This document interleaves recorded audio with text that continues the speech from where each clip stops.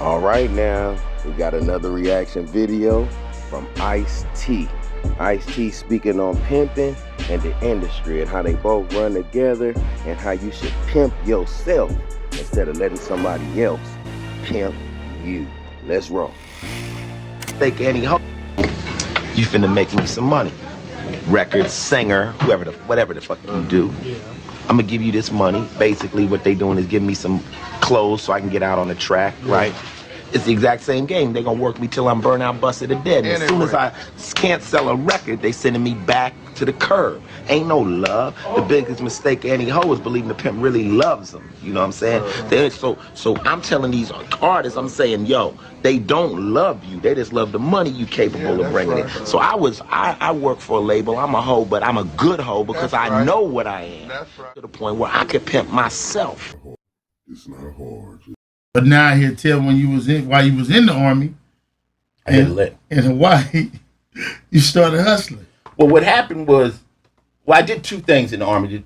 There's known. One thing a sergeant was sending us out hitting licks, and we stole some shit for him, an infantry blue rug, which got me caught by the CID, and I ended up in jail. And I broke out of that jail with minimum security. I broke out and came home. I was AWOL. The sergeant was the one that sent us on the licks. So I kind of told him, like, I'm not going to prison, player. You better figure this out. I'm not no snitch, but figure it out, you know? And he figured it out, and I came back.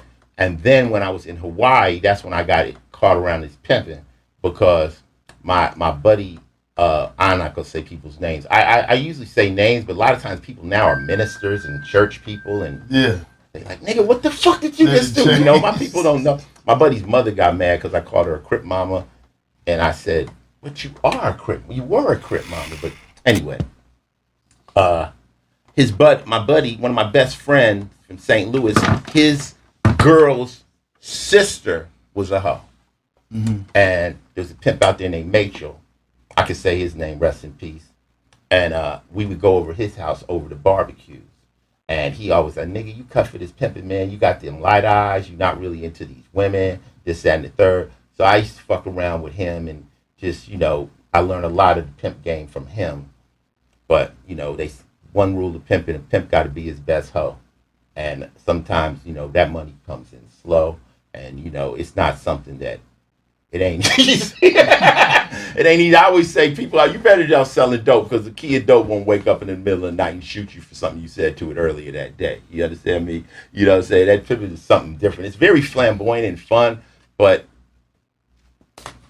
pimps live in a special world where they into each other and flossing and stuff like that. But to take it to the next level, it's very difficult. The biggest pimp in the history of the world would be Hugh Hefner. Who figured out, I won't sell pussy, I will sell the image of the pussy. And he became very wealthy. With the magazine. Yeah. But what you do is, I learned from that game how to run Hollywood. I learned, you know, because all pimping really is magnified. You just make people like you. It's just like your personality is just so over. Not a gorilla pimp or a kidnapper or some child trafficking piece of shit. Only one game. And the game is the worker and the workee, the person that you either work or you work for somebody. And if you ain't the boss, somebody's pimping you. Somebody is moving you to get their paper, and you got to know that. And the key to being a hoe is just being a good hoe about it and go ahead and get that money till you can put yourself in that position. But yeah, if you break it down, when a pimp meets a girl, he puts her into a coat and some bathing suit and some pumps. Makes it look good. When a label meets an artist, they give them a budget. They choose them and they say, I think you can make me money. I choose a bitch. I say, I think you can make me some money. You seem to want to. The average artist walks into a record label who is a pimp and says, please pimp me, put me out there. I need to be out. What's the first thing an artist say when they come? Put me out there. So you say you want to go on the track. So what I do is I'll give you money. I'll make you look good. Now you get out there and you sell me some records. You sell me some pussy. See, there's a parallel. Now, they say you shake yourself, break yourself when you see a pimp. So when the bitch is on the street and she see her pimp roll up, she walk a little harder, move her ass a little harder, and she breaks herself. But when you an artist and the label label management walks in and you on the stage, you dancing harder. You trying to get it off. You trying to show your pimp you a good hoe. You know what I'm saying? And you get that money. Now the pimp does not fall in love. He makes love, right? He makes love on the level of the difference between the power of a gorilla over a human being. It may be 100 to 1. When a pimp falls off into a bitch's head, he puts her in a state of suspended animation. I can knock a bitch into a coma. It's just like she has never felt love on this level. The thing of it is, I ain't falling in love. She's falling in love. Now, when the record label turns you out and says, yo, we gonna make you a star, and here's the limo, and here's all the advantages of being with me, you get turned out. But the artist turns around and says, yo, Warner Brothers loves me. They don't love you, they just love the money you can make. Now, a pimp never treats a hoe better than the money she's bringing in. So I don't give a fuck how much they love you, but if you sitting in that office and Prince walks in, you got to go, because Prince makes more money, and they even want you to see that they treat him a little better, because they want you to work up to that level of that other hoe. You know what I'm saying? Now, the pimp is going to work you till you burn out, busted, or dead. And at that point, he going to have him a new hoe, because the key to the game is cop and blow.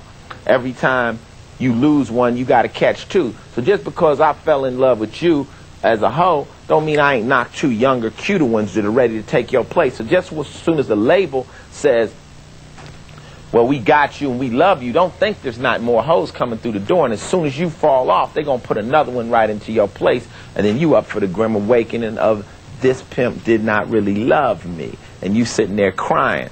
Now, the only chance an artist has in this pimp hoe game of the record business is realizing that this pimp record label does not love you, that you are a hoe, work like a real good hoe, get the money, take the percentage, and put yourself in the position where you can pimp yourself one day, and then you ain't got to run it like that.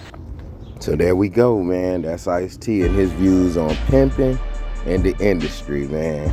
Some of y'all need to get right, man. Handle your business so you can pimp yourself, man. And that means make your own money and not make it for somebody else. Thank you for watching the video. Please subscribe.